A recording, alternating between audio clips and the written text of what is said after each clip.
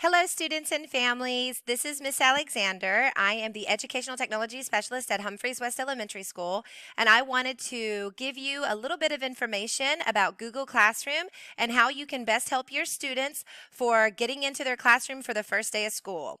Okay, so let's get started.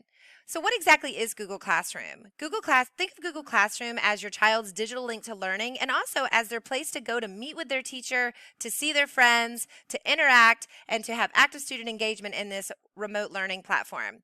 Teachers will use Google Classroom to share assignments, homework, newsletters, and so much more with your students and with you. The great thing about Google Classroom is that once your student is in the class and joined, you will have the ability to be invited as a parent and to be able to keep up to date with posts, assignments, and interact with your teacher. So to log in, you're going to want to use Google Chrome. Google Classroom, of course, works best with Google Chrome. Also, you can use a computer, a tablet, a device. If you do not have a device or you do not have a computer, please go by Humphreys West and check one out. We'll be happy to help you, one per child. Okay, so your child was provided a secure login and password.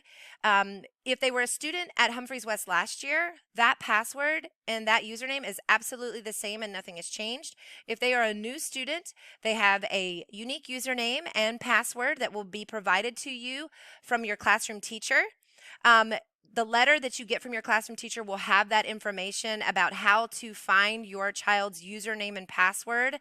And if you have any problems logging in or accessing, please reach out to your classroom teacher. We only have a few days, so I know that when you get your classroom letter, your letter from your teacher and your information, you're going to want to try to log into your Google Classroom as soon as possible. Okay, so first you're going to click on what we call the beach ball here at the elementary school. We call it the Google Chrome browser icon. You're going to search in the top bar, just type www.google.com, or you can actually type classroom.google.com, and that will also take you to where you need to go. You're going to click the sign in button in the upper right hand corner of the window.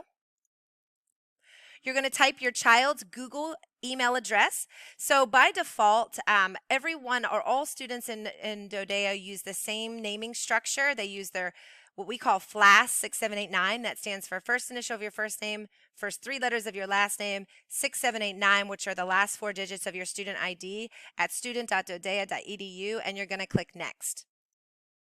Put in your password. Again, your password will be provided to you from your classroom teacher, so she will tell you what that password is. Okay, next you will know that you are signed in when you look up in the upper right hand corner and you see that you are logged into your Google Apps for Education account. You will have your information there. You might have an icon if you've already changed it, or we'll just have a little initial icon. Okay, click on what I like to call the dashboard, but sometimes people call it the waffle or the Rubik's Cube. It's up in the top right hand corner and it's got a little grid, and just look around at some of those icons and you're going to look for classroom. Some other ones that you may recognize in your dashboard, you'll become really familiar with these by the end of remote learning. Okay. Again, once you're in your dashboard, go down to Google Classroom, click on Google Classroom, and click on the class that you wish to view. Now, because this is your first time, your teacher has already added you to the classroom and all you need to do is join. Some of you may have been provided a join link from your teacher. There are multiple ways that you could potentially join your Google Classroom. You may join through a link that your teacher gives, you may join through a join code, or you may even join through where your teacher automatically has put you into the class and all you need to do is join. Now, once you're in, there are some what I like to call high interest areas for parents. There is a key right down here at the bottom that you can refer to. So when you're just looking at your user interface, you can go through, like this one here, number 1 is your menu of the different classes you could potentially have. This is the name of the current class that you're in. Your stream is where your announcements are posted, similar to like a timeline like in Facebook. 3 is where your assignments are. 5 is where your classmates and your teachers are. When you click into people, you'll be able to see all of the teachers that potentially work with your child. You have your apps directory on this side and of course your user account here, number 7. 8 is upcoming assignments. It's also linked to your calendar. So a calendar is a feature that you're going to want to explore more.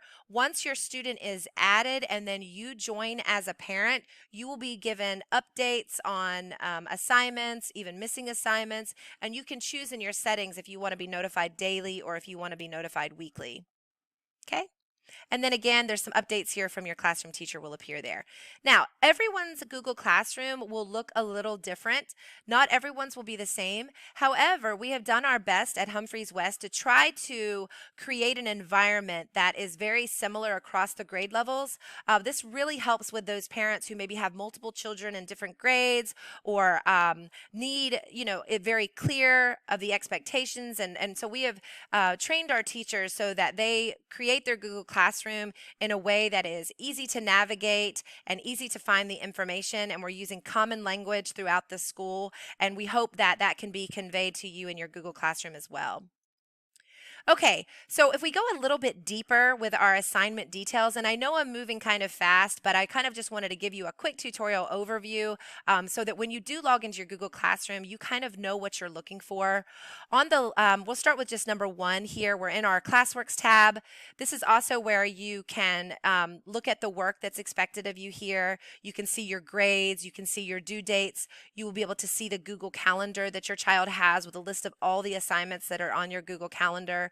You can even hop to your Google Drive where the files will be kept. Everything that you create in Google Classroom is kind of a graphical view, but it actually goes into a folder into the student and the teacher's Google Drive. And then number 5 would be topics. Now, these topics are really important because this is how the assignments materials are organized in your Google Classroom. Students will see similar topics across the grade level. You're going to see assignments grouped by week. You're going to see a specials area for specials teachers. You're going to see a support area where our support role teachers, to include counselors, will be. You will see daily or our to-do list, which is, every day there is an area that the students will go to so they know exactly what to do that day. Okay, and as you continue to move through the rest of the form, it just explains to you that the title is always here, the date, when the assignment is due, when the assignment needs to be turned in, and then there could be a list of materials that are here that are anything from videos, PDFs, links to outside databases, documents, and everything that you need is in your daily lesson files area. Okay? The great thing about Google Classroom is access anywhere. So as you can see from these devices, Android, iPhone, tablet, desktop computers, PCs, Windows, Macintosh, they all support Google Classroom. I am a mother of 3 children who are spread across the 3 different schools here at Humphreys, and I really like having my children's Google Classroom and the information on my phone so that I'm able to track it as a parent and be able to support my child best to see what they're doing throughout the day and how they are interacting with their Google Classroom. There are robust notification options so that you can set that up of what you want to get and what you don't want to get. Again, I want to reiterate, please go to the elementary school if you need to check out a laptop. We would be happy to check those out for you. Okay, so I know this was quick and speedy. I hope that it was informative. I hope that you get into your Google Classroom this weekend before we start on Monday.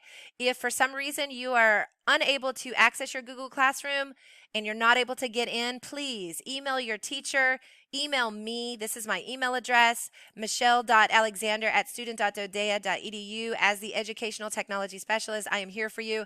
I know that this is a very sensitive and crucial time that we really need to move quickly, and we're all being very flexible and working very hard, and I will be ready and available on the ready to answer your questions regarding Google Classroom, specifically regarding access, so that we can best help your children. And we really look forward to seeing them Monday morning in the virtual world to continue this remote learning and work together. Thank you so much. Take care.